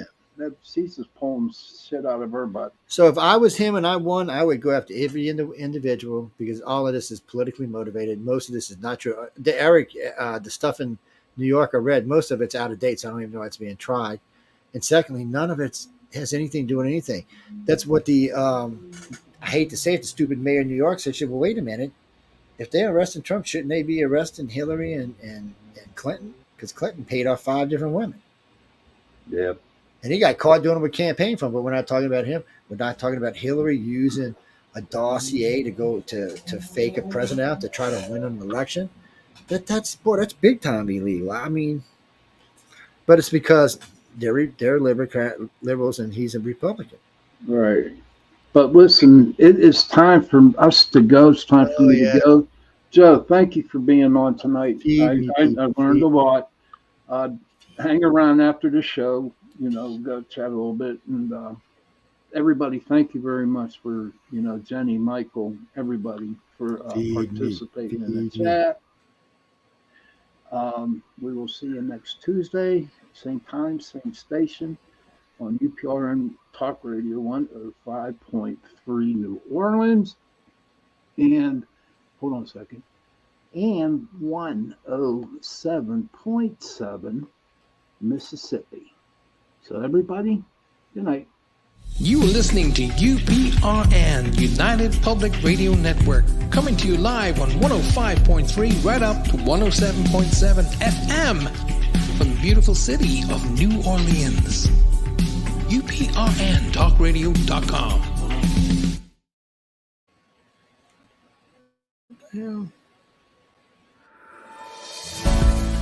Looking for stories that are fresh and new?